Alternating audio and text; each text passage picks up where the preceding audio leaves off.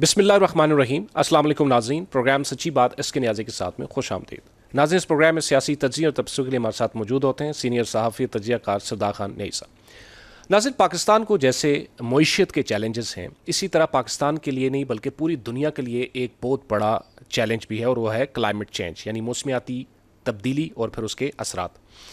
पाकिस्तान में पॉलिसी तो उस तरह से कोई बनी नहीं, लेकिन अगर कुछ काम हुआ भी तो कुछ रास्ते पे चल के वो रुक गया। हमने देखा कि पाकिस्तान में गुज़िश्ता सालों में बड़े बड़े सैलाब आए और कीमती जानें और अशिया माल मवेशी जो है वो ज़ाया हो गए, लेकिन आज तक उनकी कोई दादरसी नहीं हो सकी जो कि इससे मुतासिर हुए। तो आज के इस प्रोग्राम में हम बात करेंगे कि पाकिस्तान में पॉलिसीज़ क्यों नहीं बनती, या अगर कुछ बनता भी है तो एग्जीक्यूट क्यों नहीं होता, सूबों का क्या किरदार है, वफाक का क्या किरदार है। मुख्तलिफ ज़ावियों से इस पर बात करने की कोशिश करेंगे। इसी के साथ साथ हम ये भी जानने की कोशिश करेंगे कि एक किसान जो है उसको बेसिकली क्या मसला है, एक काश्तकार को क्या मसला है, और जो गंदम पाकिस्तान से बाहर भेजी जाती है उसका लेवल या उसकी क्वालिटी कैसी है, और जो बाहर से इंपोर्ट की जाती है पाकिस्तान के लिए और उस पे जो सवालात अक्सर किए जाते हैं गंदम के ना सही होने के, वो क्या है। तो इस पे ज़रा डिटेल हम बात करेंगे। बढ़ते हैं अपने मेहमानों की जानिब। जी नाज़रीन, प्रोग्राम सच्ची बात इसके न्याज़ी के साथ में प्रोग्राम का बाकायदा आगाज़ करते हैं। हमारे साथ स्टूडियो मौजूद हैं सीनियर सहाफ़ी तज्ज़ियाकार सरदार खान नई साहब। नई साहब, प्रोग्राम में वेलकम। हमें ज्वाइन किया है खालिद खोकर साहब ने, सदर हैं किसान इत्तेहाद के। खालिद साहब, प्रोग्राम में खुश आमदीद। नाज़रीन, हमें ज़ूम पे ज्वाइन किया है मिर्ज़ा इख्तियार बेग साहब ने, पाकिस्तान पीपल्स पार्टी से हैं, MNA हैं। मिर्ज़ा इख्तियार बेग साहब, प्रोग्राम में वेलकम। और हमारे साथ माहिर माहौलियात हैं डॉक्टर ज़ैनब नईम साहिबा। डॉक्टर साहिबा, अस्सलाम वालेकुम। जी वालेकुम सलाम। जी नहीं साहब।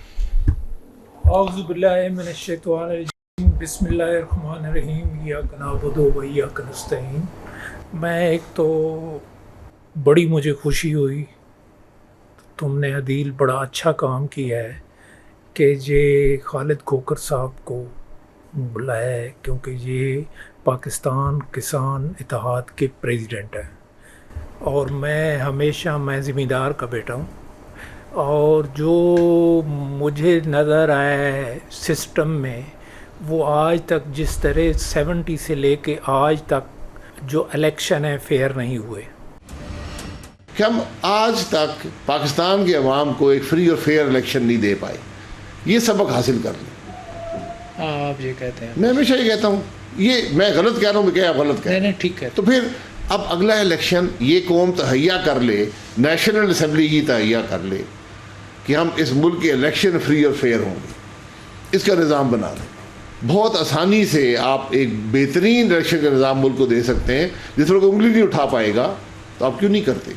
तो इसका मकसद है ना पीपल पार्टी ने वो निज़ाम दिया, ना नून लीग ने दिया, ना तारीक इंसाफ ने। जी बिल्कुल बिल्कुल। तो फिर आगे किस पर? आज भी वक्त है, ये कर लें, इस पर फैसला कर लें। एक बुनियाद डाली जाए फ्री एंड फेयर इलेक्शंस की। और जो कहते हैं जी कि 71 में जो इलेक्शन हुए थे वो एक ही दफ़ा हुए और वो बड़े फेयर थे, वो भी फेयर नहीं थे। पैसे मुख्तलिफ जमातों को भी दिए गए, मुख्तलिफ लोगों को भी दिए गए थे उस वक़्त भी।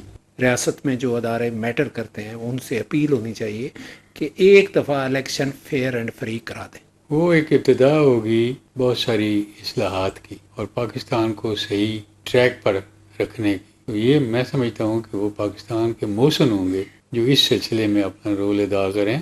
तो बात इस्लाहात की नहीं है, बात कानून आज भी मौजूद है, कॉन्स्टिट्यूशनल प्रोविजंस आज भी मौजूद है। बात यह है कि जो सहूलतकार है ना, वो सबमिसिव हों कॉन्स्टिट्यूशन को, वो सबमिसिव हों to the Election Commission of Pakistan. अगर तीनों पार्टियां ये तहैया कर लें कि हमने कोई सहूलतकारी नहीं बर्दाश्त करनी, तो सहूलतकार आएंगे ही नहीं। हम जब सहूलतकारों का हम सहारा लेते हैं तो सहूलतकार आते हैं। बिल्कुल आपने दुरुस्त कहा, इसमें कोई शक नहीं। जो पिछले इलेक्शन हुए हैं इससे पहले 18 से पहले, वो उस पर भी क्वेश्चन मार्क हैं, उस पर भी बात होती है कि वो भी ट्रांसपेरेंट नहीं थे। लेकिन ये इलेक्शन की जो डिग्री है वो कहीं ज़्यादा थी, मेरा जो ख्याल है, क्योंकि मैंने सारे इलेक्शन लड़े हैं। मैं नहीं कहता पिछले, वो शायद साहब ने ठीक कहा है कि पिछले इलेक्शन चाहे 90 का हो या उसके बाद के इलेक्शन मैंने खुद कंटेस्ट किए हैं, वो उस पर क्वेश्चन मार्क भी हैं और उंगलियां भी उठी हैं, और मैं ट्रांसपेरेंट को भी नहीं कहता। मौजूदा हुकूमत ने भी उन्हीं पॉलिसियों को आगे चलाया है जो गुज़श्ता हुकूमतों की थी। इख्तिलाफ तो सिर्फ इख्तिदार पर है। अब ये बहुत अच्छा सुनहरी मौका मिला था हमारी सियासी जमातों का कि जब ये इंतखाबी इस्लाहात कमेटी बन गई थी और 33 मेंबर थे, इसके अंदर तमाम सियासी पार्टियों थे, तो उन्होंने ये सारी खामियां जो सेनेट की खामियां थी और बेशुमार खामियां थी, आइंदा इंतखाबात की खामियां थी, उसके अजाले के लिए, शफाफ इंतखाबात कराने के लिए इन्होंने कोई वाजह हिकमत अमली तैयार नहीं की। हमारा जो झगड़ा होता है ना इलेक्शन पे, 80% जो शिकायतें हैं वो प्री पोल रिगिंग से मुतालिक हैं। लेवल प्लेइंग फील्ड नहीं होती है। और आज भी इलेक्शन फेयर नहीं हुआ कश्मीर का रात को 70 से लेके, और उसी तरह किसान जो ज़राअत के मामले पे ही तवज्जो कम होती जा रही है। जो हमारा वजूद है, जो हमारा खाना पीना है, जिसके बग़ैर मकसूद जहाँ वो माशी तरक्की में भी बेनिफिशर हो सकता है सब चीज़, और हर गरीब आदमी, हर आदमी, मैं आपको अर्ज़ करूं, मैं करना नहीं चाहता अपना नाम, लेकिन लंगर लगाओ ना तो हज़ारों दुनिया रोटी नहीं मिलती और ज़मीनें फ़ारुक पड़ी हैं। और अभी ये भी वो को यूरिया को भी बंद कर दिया गया। अच्छा, हाँ, वो भी तो अभी मेरा ख्याल है ज़राअत के जो काम है ना ख़ास, उनकी तरफ तो तवज्जो ही नहीं है। ये ज़रूर है कि हमारा मार्का हक में हम फील्ड मार्शल को खराज तहसीन पेश करते हैं। वो मौसन है हमारा, और उसने बड़ा काम किया, और हाफिज़ कुरान भी है, तहज्जुद गुज़ार भी है, और फील्ड मार्शल आसिम मुनीर बड़ा अच्छा आदमी है। बाहर का काम बड़ा, ईरान अमेरिका का काम बड़ा अच्छा, लेकिन इंटरनल नहीं ठीक। हाँ, इंटरनल सही नहीं है। इंटरनल, लेकिन इंटरनल साइड पे तवज्जो नहीं है। और मौसमियाती तब्दीली ने भी असरार डाल दिया। और मौसमियाती तब्दीली की तरफ ही इंटरनल कोई मसला नहीं है ना। पानी इतना ज़ाया हो रहा होता है, तबाह हो बर्बाद हो रहा होता है। मैंने उस दिन ही बताया आप लोगों को कि मेरे साथ इमरान जब गया था, जो बनी गालों में पानी देकर कहता था मैं गवर्नमेंट में आया तो ये कर दूंगा, वो कर, जब वो गवर्नमेंट में आया ज़्यादा ख़राबी हो गई। तो हमारे साथ ये हैं। फिर हमारे साथ मिर्ज़ा इख्तियार बेग साहब हैं जो हमेशा सीधी बात करते हैं, आज भी करेंगे। बैरियर टाउन की जब बात हुई थी तो ये वहद MNA है जिसने कहा था कि अगर बिलावल हाउस पे भी हमला हुआ तो हो जाएगा। पकड़ दकड़ का। हाँ, मकसूद सीधी बात करते हैं, बात को छुपाते नहीं हैं। ठीक। और दूसरा हमारे साथ मौलियात डॉक्टर ज़ैनब साहब, उनको भी हम ठीक खैर मकदम खाल साहब से शुरू करते हैं। जी जनाब भाई खाल साहब, पहले आपका शुक्रिया जी, आप तशरीफ लाए। बहुत बड़ी बात है, आप बहुत बड़ी अपॉइंटमेंट पे हैं, और ये मेरा ख्याल है अल्लाह के रास्ते पे भी काम हो सकता है, और खुदावन करीम ही खुश होगा जो आप इसको को मजबूत इकदाम उठाएं। तो जी बहुत शुक्रिया जी। सदा साहब, मैं ये समझता हूँ पूरी दुनिया में इस वक्त फूड सिक्योरिटी नंबर 1 पे है, बॉर्डर सिक्योरिटी नंबर 2 पे है, लेकिन पाकिस्तान में इस वक्त फूड सिक्योरिटी रिस्क पे है जी। हम आबादी में तो हर साल एक नया न्यूजीलैंड या सिंगापुर ऐड कर रहे हैं, यानी एक मुल्क जितनी आबादी ऐड कर रहे हैं, लेकिन उस हिसाब से हमारी एग्रीकल्चर की ग्रोथ नहीं है। ग्रोथ ना होने की वजह, असल जो मेन वजह है वो ये है कि काश्तकार को उसकी मेहनत जो उसकी है उसकी उजरत नहीं दी जाती, उसकी प्रोड्यूस का रेट उसे नहीं दिया जाता। पाकिस्तान दुनिया का वाहिद मुल्क है जहाँ आटे के नाम पर, रोटी के नाम पर, चीनी के नाम पर सियासत की जाती है। होना ये चाहिए था कि काश्तकार को जो इंटरनेशनल एक थंब रूल है कि कोई भी फसल हो, फसल काश्त करने से 1 साल पहले उसकी पैदावारी लागत निकाल के 25% प्रॉफिट के साथ उसका रेट अनाउंस कर दिया जाए। लेकिन बदकिस्मती से हुआ क्या है जी, मैं आपके 2-4 मिनट लूँगा जी। हुआ यह है कि 2023 में जब हमें गंदम हमारी सरप्लस अपने पास मौजूद थी, सिर्फ करप्शन की खातिर, पैसे कमाने की खातिर यकदम इंटरनेशनल रेट डाउन हुआ तो इन्होंने बाहर से 35,87,000 टन बाहर से गंदम इंपोर्ट की। और पाकिस्तान की हिस्ट्री में वो पहली दफ़ा है कि जो गंदम इंपोर्ट की गई जिसकी वजह से सारी तबाही मच रही है एग्रीकल्चर को, क्योंकि अभी तक उसकी तबाही, अभी तक असरात चल रहे हैं जी। ठीक कह रहे हैं, ये मैंने ऑलरेडी जी पुराना निकाला। अच्छा, 35,87,000 टन मंगाई गई। पाकिस्तान में ये फर्स्ट टाइम हुआ कि जब उस वक्त के सेक्रेटरी फूड सिक्योरिटी के पास जब फाइल गई जिस पे 1 मिलियन टन को कैप किया हुआ था कि मंगवा लें, उसने उठा के फेंकी और उसको कहा ये कैप ख़त्म करके लाओ। यानी कि अनलिमिटेड जितनी मर्ज़ी कोई मंगवाए, ये पाकिस्तान में पहली दफ़ा, इससे पहले कभी नहीं होता। जब भी बाहर से मंगवाते हैं तो उसको कैप किया जाता था कि मैक्सिमम आप इतनी मंगवा सकते हैं। उसका रिज़ल्ट ये हुआ कि यहाँ पे उस वक़्त वो कराची अचानक इंटरनेशनल रेट डाउन हुआ। वो कराची 2500-2600 में पहुँच रही थी, हमारा 3900 रेट था। अब हमारा 3900 वाला रेट इन्होंने उसको रिलीज़ रेट 3900 को बढ़ा के 4700 कर दिया पाकिस्तान में, इसलिए ताकि वो जो बाहर से गंदम उन लोगों को अकोमोडेट किया जा सके। उन्होंने आके 4000 से 4500 रुपये तक अपनी गंदम बेच के सैकड़ों अरब रुपए कमा लिए। लेकिन काश्तकार के साथ क्या हुआ कि आगे 2024 की जब गंदम हमारी हार्वेस्टिंग शुरू हुई तो हुकूमत ने एट दी एंड जाके आखिरी लम्हे जाके कहा कि हम ख़रीदारी नहीं कर रहे, हमने इसको डीरेगुलेट कर दिया है। पहले ऐलान करते रहे हम ख़रीदारी करेंगे, एक एक दाना ख़रीद करेंगे, ये करेंगे वो करेंगे। हमने कहा चलो इस साल हम नुकसान बर्दाश्त कर लेते हैं, आपने डीरेगुलेट कर दिया। लेकिन 8 अगस्त को दोबारा जाके उसको रेगुलेट कर दिया। एक लेटर जारी किया पंजाब हुकूमत ने जिसके तहत मुख्तलिफ अजला का रेट फिक्स कर दिया 2600 से लेकर 2700 रुपये तक, मुख्तलिफ अजला का 25-25 का फ़र्क डाल के।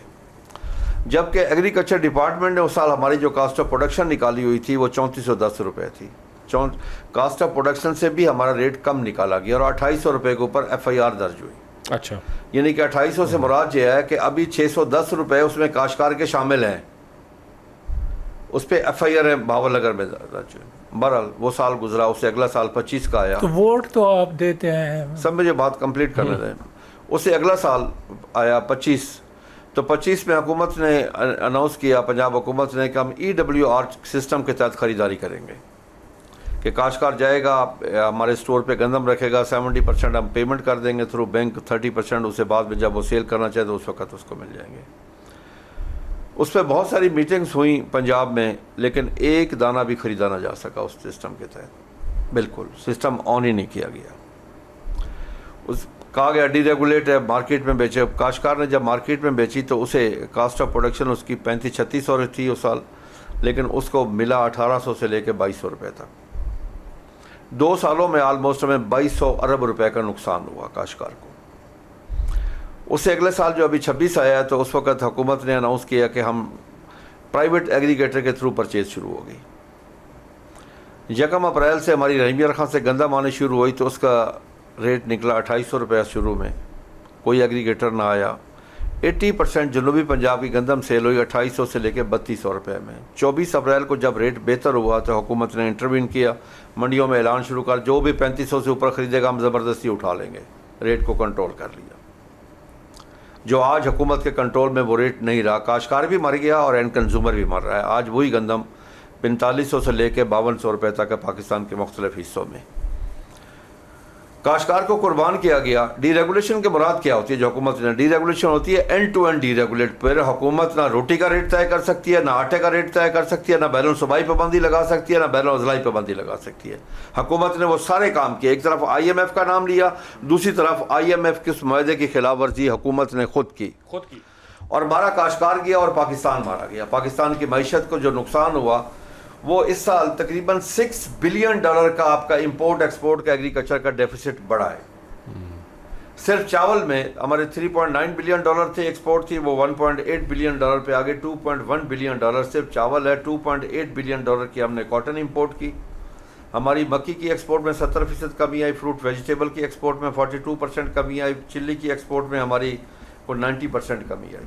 इसी तरह जो तिल सेसमी उसकी एक्सपोर्ट में भी 70% कमी आई। ये हुआ पाकिस्तान का नुकसान। उसके साथ साथ जो काश्तकार का नुकसान हुआ कि काश्तकार के इस वक्त ना घर के हालात ठीक, ना खेत के हालात ठीक, ना बच्चों की तालीम के हालात ठीक, ना सेहत के हालात ठीक, ना उसकी कैपेसिटी है कि अगली फसल में वो बैलेंस यूज़ ऑफ फर्टिलाइज़र कर सके। यानी कि काश्तकार इस लिहाज से भी मर गया। उसका नुकसान थ्रू आउट सारा पाकिस्तान को नुकसान हुआ।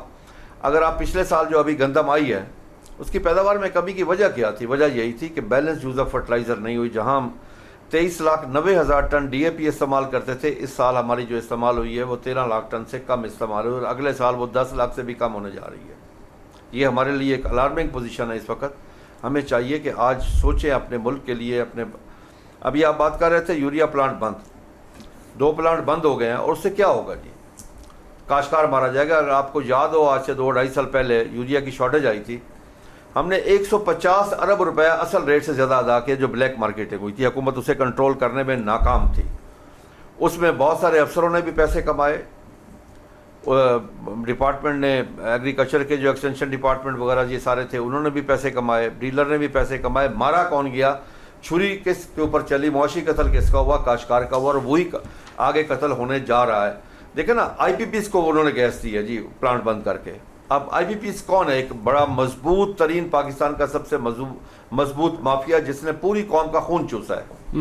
यानी आप सरदार साहब जी देखिए, मैंने इससे पहले कैपेसिटी चार्जेस का नाम हमने नहीं सुना था कि ऐसी भी पेमेंट है कि एक प्लांट बंद रहे, जो उसकी कैपेसिटी उसके मुताबिक उसको पेमेंट की जाए। और बहुत सारे प्लांट ऐसे हैं जो हमेशा से ही बंद हैं, चले ही नहीं, और अरबों रुपए ले चुके हैं। इस मुल्क का आवाम का 25 करोड़ का खून चूस चुके। ठीक है, ठीक है, मैं आपकी तरफ जी जी जी जी जी मिर्ज़ा इख्तियार बेग साहब, जनाब मिर्ज़ा इख्तियार बेग साहब, आपने सुनी है बातें? जी मैंने सब बातें सुनी। और ये मैं जो बातें मुआशी मामलात के बारे में करता हूँ, मैं भी जिम्मेदार आदमी हूँ, तो ये यही बातें मैं करता हूँ जो मिर्जा साहब से पहले मैं एक बात करना चाहता हूँ जी, उनकी बातचीत से पहले। नहीं, मिर्जा साहब का बड़ा अच्छा आदमी है जी। पहले मैंने कुछ बातें की थी तो उन्होंने लेटर लिखा था। मैं उनसे पहले एक बात करना चाहता हूँ। जी जी, हमारे लिए बहुत रिस्पेक्टेबल है, हमारे मेंबर नेशनल असेंबली इलेक्टेड आदमी हैं।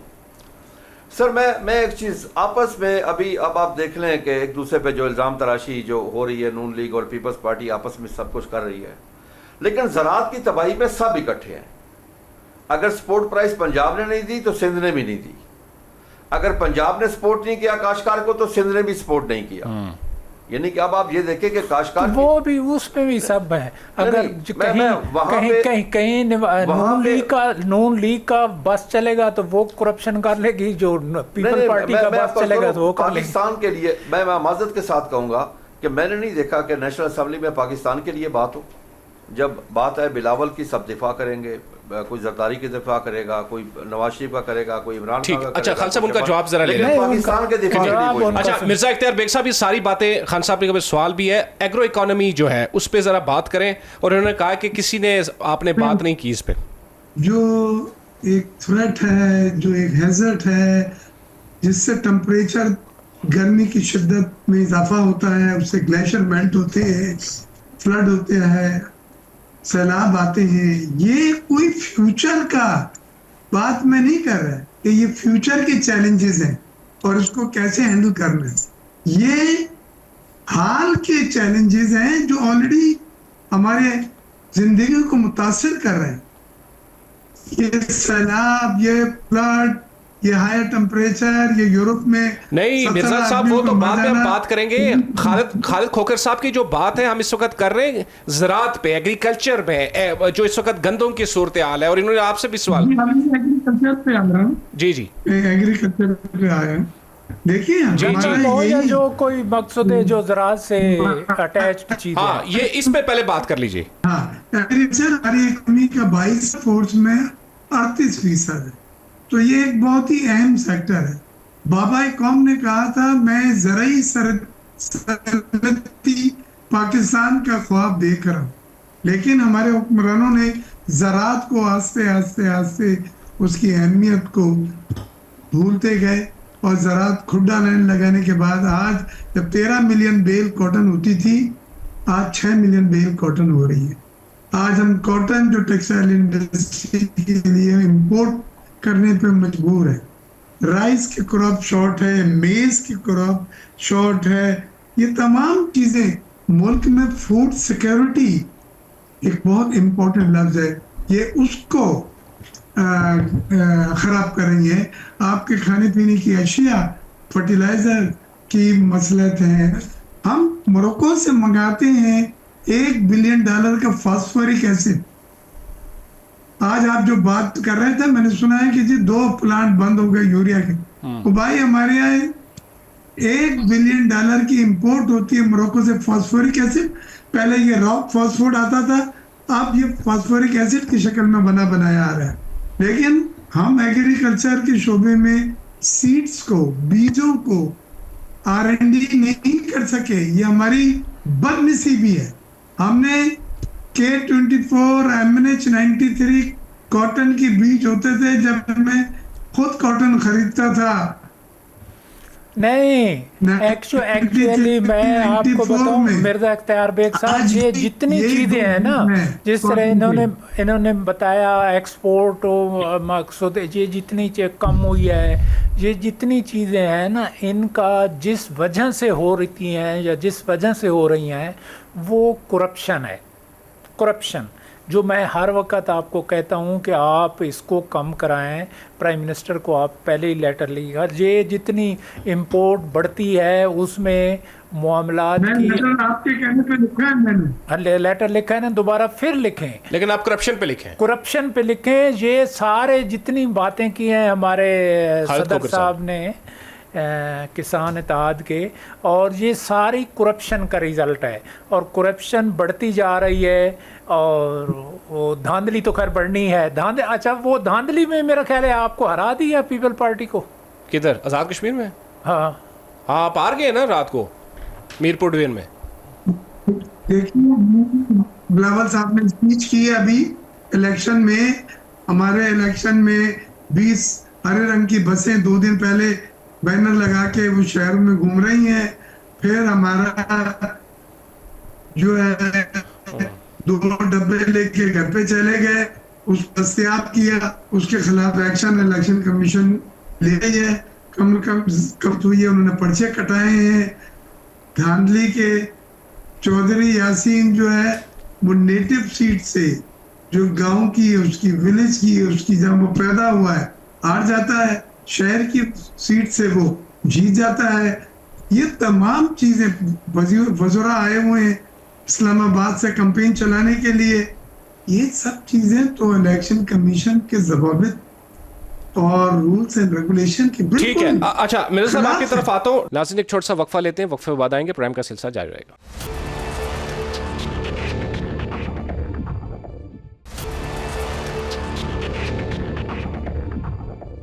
वेलकम बैक नाजरीन।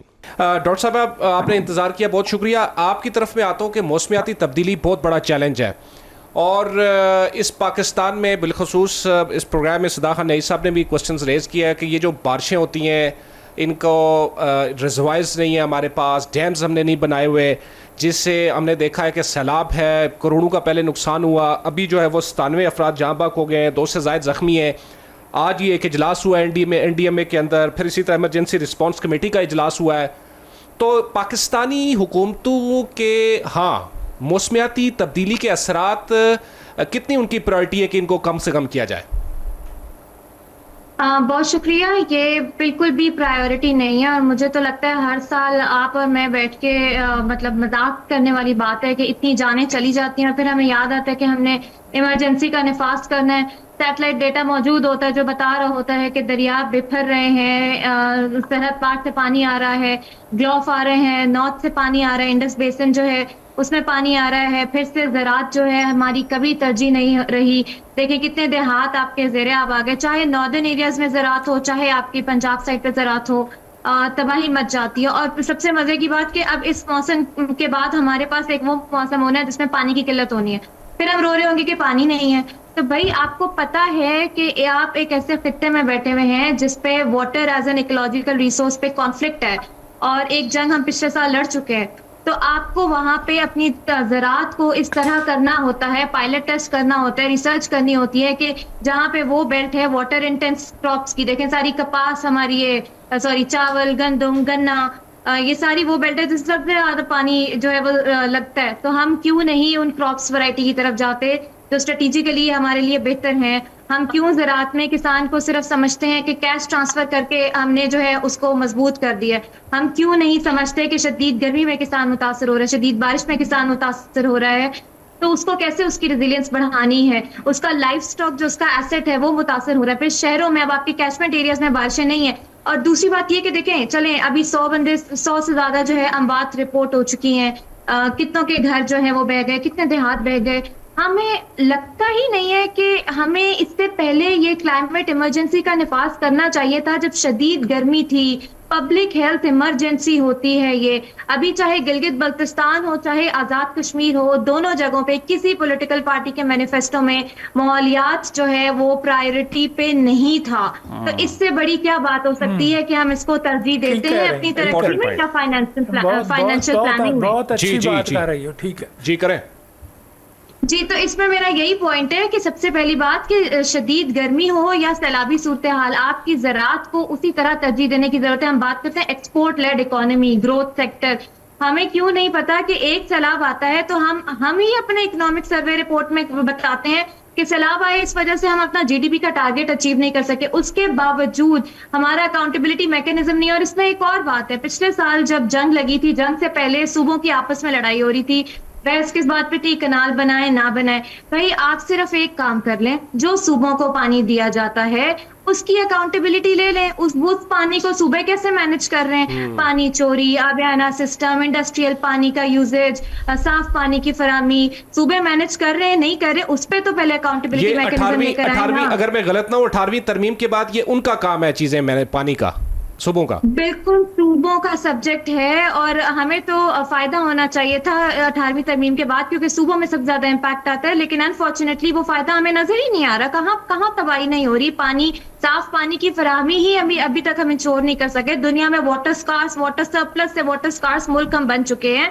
तो और हम कम्युनिटी रिजिलियंस किसको कह रहे हैं? क्या हम इसको कह रहे हैं कि सैलाब आएगा तो हम रेस्क्यू कर लेंगे, या हम इसको कह रहे हैं कि अगर सैलाब आएगा तो वो हाउसिंग सोसाइटीज जो फ्लड प्लेन के इलाके में, उनका ड्रेनेज प्लान होगा, अंडरग्राउंड ड्रेनेज दी जाएगी। ग्लॉफ होगा तो नॉर्दर्न एरियाज में एग्रीकल्चर को हम फरोग देंगे, क्योंकि वो लोग वहां से नकल मकानी करने पर मजबूर हो गए, उनके एग्रीकल्चर पैटर्न शिफ्ट कर रहे हैं। तो ये वाली चीजें, फिर नेचर बेस्ड सोल्यूशंस, हम क्या जंगलात काट रहे हैं, जंगलात खत्म कर रहे हैं, किस मद में जंगलात कटते जा रहे हैं, सारा सैटेलाइट डेटा मौजूद है। तो ये सारी चीजें देखने की जरूरत है।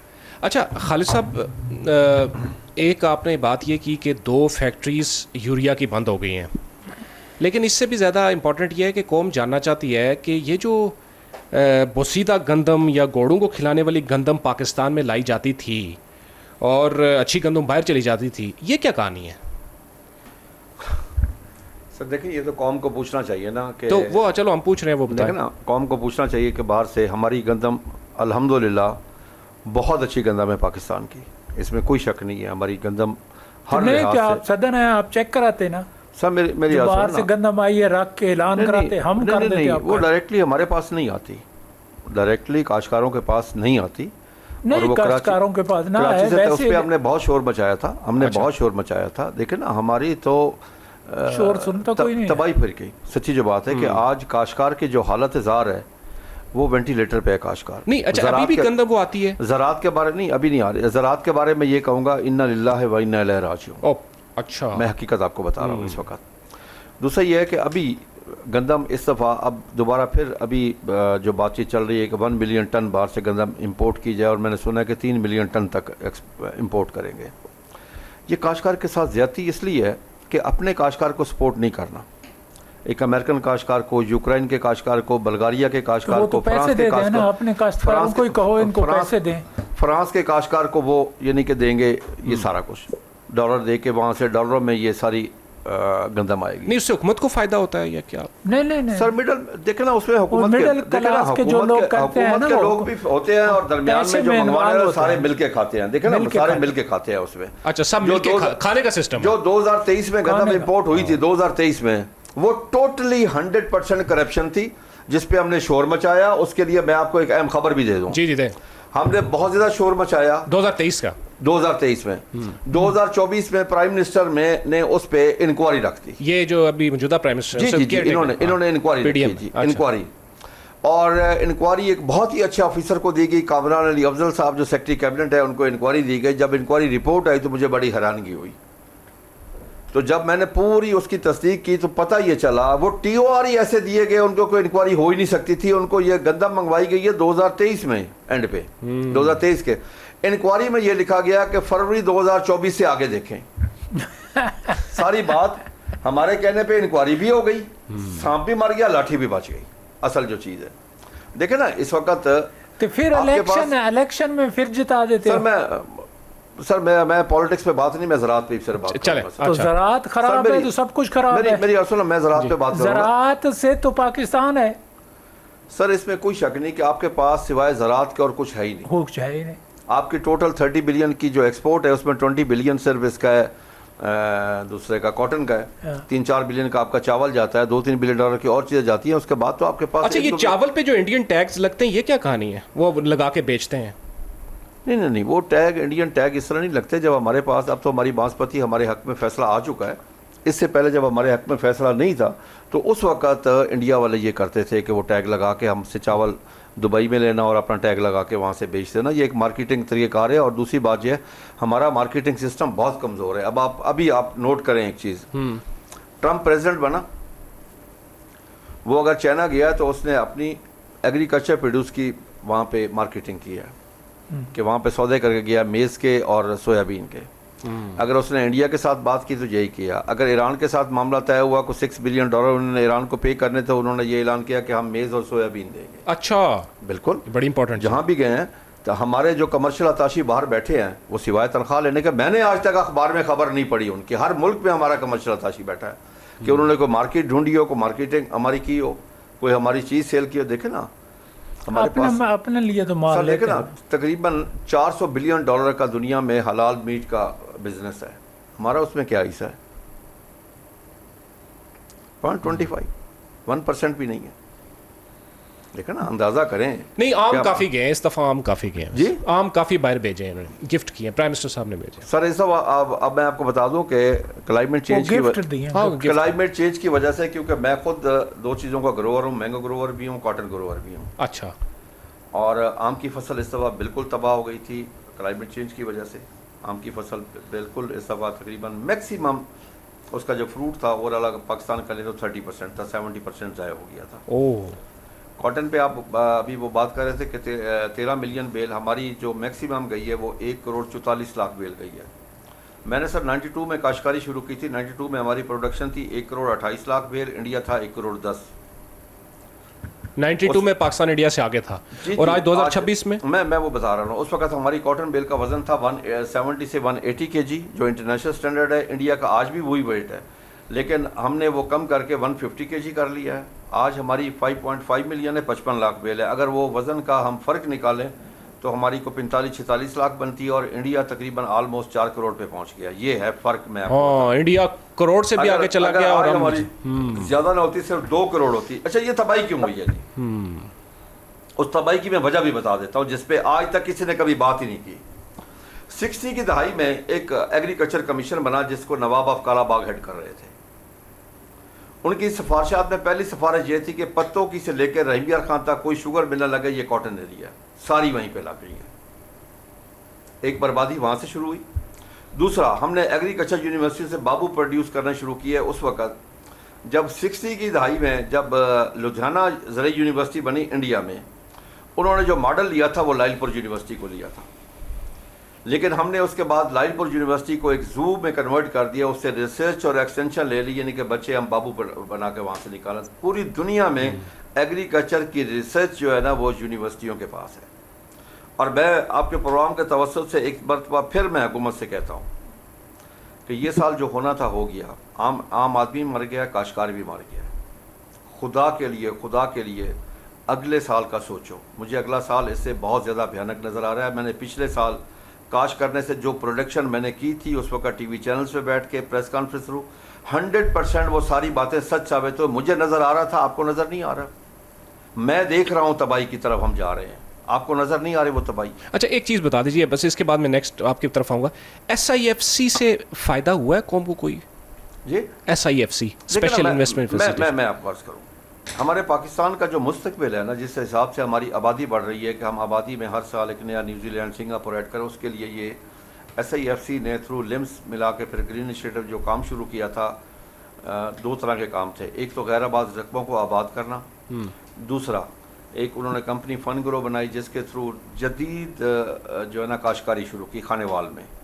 क्योंकि मैंने वो काश्तकारी देखी है, वो आप ऐसे ही समझ लें कि जिस तरह पाकिस्तान में डाइवो बस आई थी, सारी बसें ठीक हो गई थी उसको देख के। अच्छा, ठीक। तो वो भी उसी लिहाज से अगर लोग जाके उसको जब देखेंगे, विजिट करेंगे, तो आप लोग जा रहे हैं वहाँ पे, उससे ये है कि एक बहुत बड़ी तब्दीली आएगी, लोगों को ये पता चला कि जदीद एग्रीकल्चर क्या है, तो पानी हम कैसे बचा सकते हैं। नहीं, SIFC का बताए ना जी, SIFC के तहत के अंडर ही है ना, मैं तो एग्रीकल्चर पे बात कर रहा हूँ ना, वो SIFC के अंडर ही सारा काम हो रहा है ना जी। ग्रीन इनिशिएटिव भी उसी के अंडर है, फन ग्रो भी उसी के अंडर है, यानी कि ये दो काम, क्योंकि उसके हम गैराबाद रकबों को अगर आबाद नहीं करते तो जितनी हमारी आबादी बढ़ रही है उस लिहाज से हम आगे अचीव नहीं कर सकते, क्योंकि हमारी ग्रोथ जो जा रही है, इस साल हमारी ग्रोथ आई है 2.8, इससे पिछले साल -13.49 थी एग्रीकल्चर की हमारी जो थी, और उधर से हमारी कोई 2.3% हमारी आबादी बढ़ रही है, यानी कि आबादी के अगर तवाज़ुन के हिसाब से देखें तो हमारी एग्रीकल्चर की ग्रोथ नहीं है। और अब इस वक्त मैं सर एक चीज़ कहूँगा, काश्तकार नायब खुदा है, अल्लाह का दी और रिस्क ज़मीन का सीना चीर के अल्लाह की मखलूक तक पहुँचाता है, लेकिन माज़रत के साथ मैं कहूँगा ठीक है, वो साल के 365 दिन काम करता है, लेकिन उसे पाकिस्तानी और इंसान तस्लीम नहीं किया जा रहा। मैं आपको बताता चलूँ कि हमारे साथ नारवा सलूक क्या हो रहा है काश्तकार के साथ इस मुल्क में। हम दुनिया में दूध पैदा करने में चौथे नंबर पे हैं, किन्नू पैदा करने में हम पहले नंबर पे हैं दुनिया में, इसी तरीके से हम गंदा में हम 7वें नंबर पे हैं, गन्ने में भी हम 7वें 8वें नंबर पे हैं, चावल में हम 10वें नंबर पे हैं। ये है इंटरनेशनल हमारी रैंकिंग।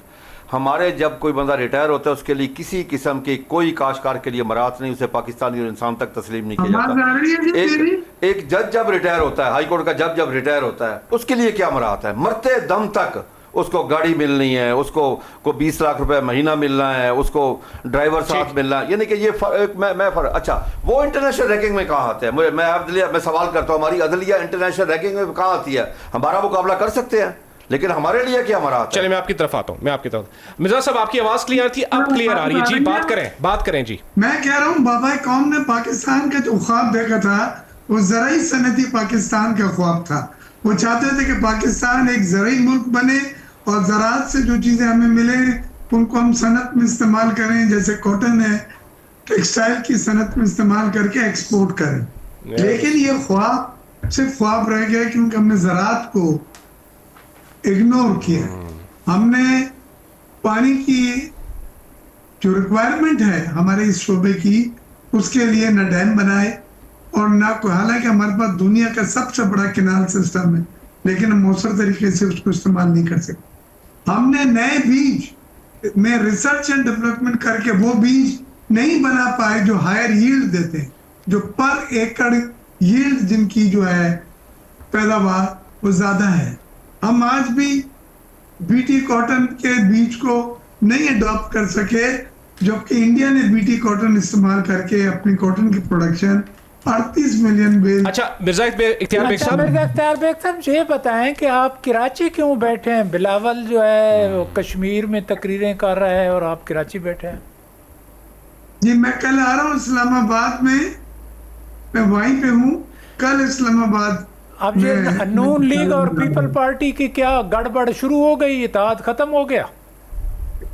नहीं, ये तो अभी पहला मरहला है, इसके बाद आपको पता है कि दूसरे मराहिल इलेक्शन के, लेकिन इसमें जो चीजें धांधली हुई है उसको बिलावल साहब ने भी सख्ती से उठाया है, इलेक्शन कमीशन से हमने भी पर्चे कटवाए हैं, राजा परवेज अशरफ, कमर मुकैरा ने, और उन्होंने ये देखा है कि सर ये हुकूमत की जो रसाई थी, जो पावर थी रूलिंग पार्टी की हैसियत से, वो पूरी मशीनरी को इस्तेमाल किया गया है।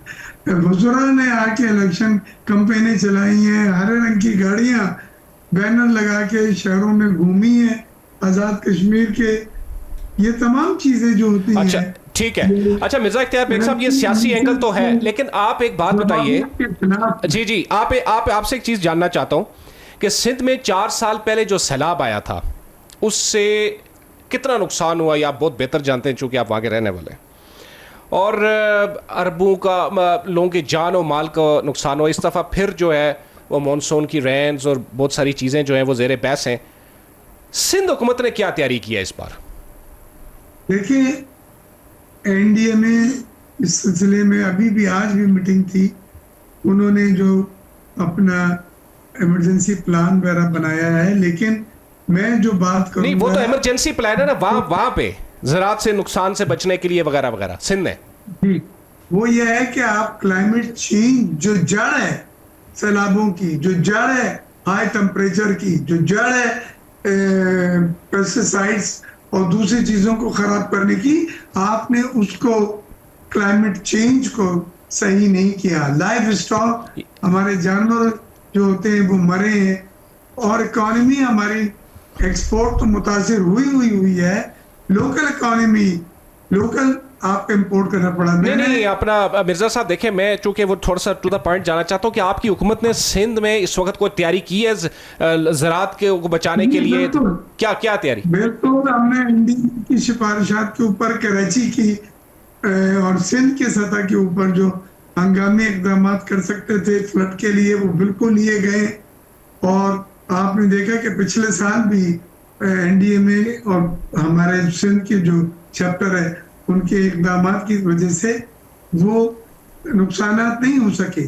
लेकिन फिर मैं आपको जो बात कहना चाह रहा हूँ, इन सब चीजें जो नुकसान के मंबा है, जो रीजन है, जो सबब है, क्लाइमेट चेंज को आपको अरेस्ट करना पड़ेगा उसमें, जिसमें लाइफ स्टॉक आपके लाखों जानवर जो है बहा के ले जाता है सैलाब, जो ग्लेशियर मेल्ट होके और आपको फ्लड कर देते हैं।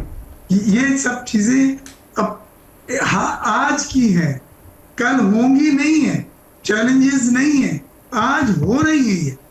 लिहाजा मैं फिर कहूंगा कि ज़राअत हमारे मुल्क की सबसे इम्पोर्टेंट वो तो हर आदमी कहता है, वो तो ये नेचुरली ये अंडरस्टूड है कि सबसे इम्पोर्टेंट है, और लेकिन उसको हम इम्पोर्टेंट समझ पे उस पे वर्क नहीं कर रहे हैं ना, कि उसको कोई जवाब भी नहीं। 70 से लेके आज तक इलेक्शन सही नहीं है, ज़राअत भी सही नहीं है। अच्छा डॉक्टर साहब आपकी तरफ आता हूँ।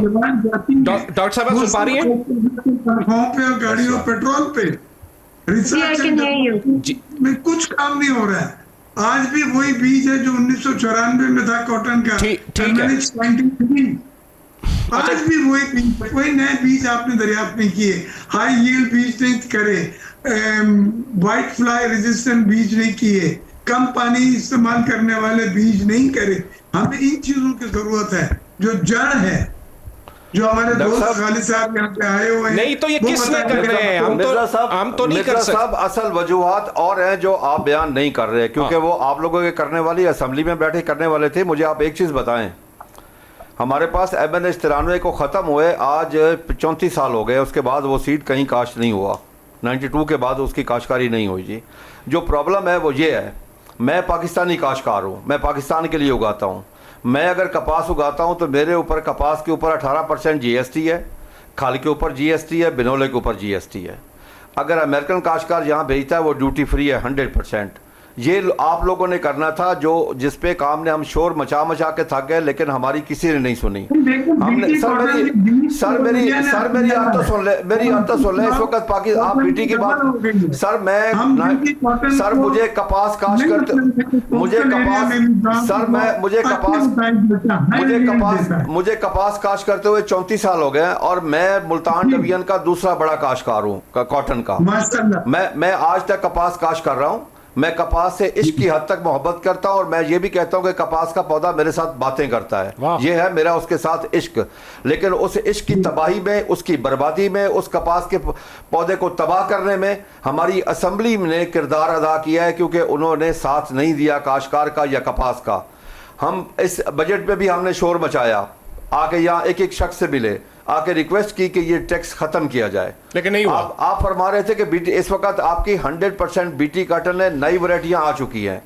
अगर आपने कोई बेस्ट प्लॉट देखना हो आज रिवाइवल ऑफ कॉटन के लिए, आए मेरे पास, मैं आपको 500 एकड़ का ब्लॉक दिखा सकता हूँ। इख्तियार बेग साहब बस ठीक है, आधी से भी कम हो गई। नहीं, वो गिरने की वजह दो है जी। नहीं, मैं वजह आपको बता देता हूँ। वजह यह है कि काश्तकार को जब उसकी फसल का सही दाम नहीं मिलते, जब उसको रेट नहीं मिलता, जब कपास आने से पहले इस फुट्टी का सीड कॉटन का रेट था 12 से 13 हज़ार रुपया। जो कपास आ गई वो रेट जब काश्तकार किया उसका रेट आ गया 8,000, उसकी कास्ट ऑफ प्रोडक्शन थी 10,000। इस वजह से काश्तकार दिल बर्दाश्त होकर दिल बदल उसे छोड़ रहा है, क्योंकि वो देखता है ना हुकूमत मेरे साथ है, अच्छा, पार्लियामेंट मेरे साथ है, ना सेनेट मेरे साथ है। मिर्जा साहब हमारे पास डॉक्टर साहिबा मौजूद है, काफी देर से इंतजार कर रही है, इक्वल टाइम जरा सारों को हो जाए बेहतर है। अच्छा डॉक्टर साहिबा, ये मैं आपकी तरफ आता हूँ क्योंकि आप इसलिए रेलेवेंट हैं, अभी आप इस पे अपने माहिर चूंकि डॉक्टर भी हैं माहौलियात के हवाले से। तो NDMA का आज एक इजलास हुआ है जिसमें वफाकी वज़रा बैठे थे, चेयरमैन NDMA बैठे थे। उसके बाद एक होप पेश की गई है कि जी सैलाब को या उसके असरात से मिटिगेट करने के लिए कोई रोल प्ले किया जाएगा। लेकिन मुख्तसर आप हमें ये बताइए कि मसला कहाँ है? नियतों का मसला है, टेक्निकल इश्यूज हैं, या फिर क्या पॉलिसी का मसला है? बर वक्त चीज़ें नहीं होती। देखिए, पिछले साल एक कमेटी भी बनाई गई थी जिसपे कहा गया था कि हम फ्लड प्लेन इंक्रोचमेंट जो है, जिसने दरिया के आबी गुजरगाहों पे कंस्ट्रक्शन की हुई है, उनको हम देखेंगे।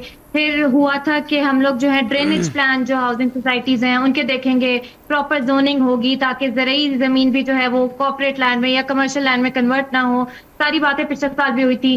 वो कमेटी बनी, उसमें अकाउंटेबिलिटी क्या हुआ उसका, कितनी हाउसिंग सोसाइटीज जो हैं उनके ड्रेनेज प्लान्स आए नहीं आए, कुछ आवाम के सामने नहीं आया। तो आई एम सॉरी, जहां पिछले साल बहुत सारे वादे हुए थे वहां पे इस साल भी होंगे, शायद अगले साल भी होंगे। और मैं बिल्कुल एग्री करती हूँ यहाँ पे खालिद साहब से कि अगले साल मौसमियाती तब्दीली के हालात इससे बदतर होंगे। और पिछले साल भी हमारे गवर्नमेंट में ही लोग कह रहे थे कि अगले साल तो सैलाब और शदीद होगा, तो वो हो रहा है। और अभी तक देख लें, हालात ये हैं कि हम समझते हैं कि क्लाइमेट इमरजेंसी लगाने की हमें जरूरत नहीं है क्योंकि हालात इतने बुरे अभी नहीं हुए। ठीक है, 100-150 बंदा मरा, अभी 1000 पे अल्लाह ना करे नंबर पहुंचे तो शायद हम देखेंगे। हम एडेप्टेशन प्लानिंग पे नहीं गए, डिस्ट्रिक्ट लेवल पे शहरों में देखें ड्रेनेज प्लान ही नहीं है, तो फिर हम क्या बात करते हैं सैलाब की? तो मेरे ख्याल से ये ग्लोबली भी हम पाकिस्तान अभी जो बातें हो रही हैं आज के इजलास में भी कि ग्लोबली पाकिस्तान का केस हम लेकर जाएंगे, पहले हमने अपने घर में वो कमिटमेंट्स तो हम पूरी कर लें जिनके लिए हम जो है पिछले साल भी बात करते, उससे पिछले साल भी जब वही नहीं पूरी की तो फिर हम क्या ही केस लेकर जाएंगे? हम दुनिया के सामने मजाक बन रहे हैं जब हम अपने ही जंगलात काटते हैं, अपने ही दरियाओं की आबी गुजरगाहों पे कंस्ट्रक्शन करते हैं, उन्हीं सोसाइटीज को हम प्रमोट करते हैं और उसके बाद हम रोते हैं कि सैलाब से मुतासिर हो रहे हैं, हमारे ग्लेशियर पिघल रहे। ग्लेशियर क्यों पिघल रहे हैं? डीजल बेस्ड सारा इको टूरिज्म है, वहाँ कम्युनिटीज के पास क्लीन कुकिंग एक्सेस नहीं है, लकड़ियां काट के जलाते हैं, उससे सारा ब्लैक कार्बन निकलता है और ग्लेशियर मेल्ट होते हैं। तो रीजनल एस्पेक्ट है, लेकिन आपका अपना वहां पे क्या मैकेनिज्म है? ग्लेशियर कोई प्रोटेक्शन अथॉरिटी हमने अब आके बात शुरू की है। पूरी दुनिया में ग्लेशियर रेगुलेट होते हैं, हमारे ग्लेशियर रेगुलेटेड नहीं है, वहां पे पानी गंदा होना शुरू हो गया। तो ये सारी चीजों पे हर साल बातें होती है, बातों की हद तक बहुत अच्छी बातें होती हैं, लेकिन ऑन ग्राउंड क्या इम्पैक्ट है वो जब तक नहीं नजर आएगा तब तक इस महज बातें हैं। कोई एक्शन प्लानिंग इसमें नहीं है, कोई स्ट्रेटेजिक इंडिकेटर टारगेट ही सेट कर दें, इस मंथ में ये होगा, इतने महीनों बाद हम ये कर लेंगे, फलाना सूबा ये करेगा, ये जमा कराएगा और हम आवाम के सामने रखेंगे। जब तक ये चीजें नहीं आती किसी कमेटी किसी प्लान का बनाने का कोई फायदा नहीं है, वो महज बातें हैं, ऑप्टिक्स कह लें या आई वॉश कह लें। ठीक है, बहुत बहुत शुक्रिया आप तीनों मेहमानों का। सदाकत न्याज़ी साहब आपका भी बहुत बहुत शुक्रिया। जी नाज़रीन, इख्तिताम इसी के साथ इजाज़त दीजिए। मेज़बान अदील बशीर को प्रोग्राम सच्ची बात इसके न्याज़ी के साथ में खुदा हाफ़िज़।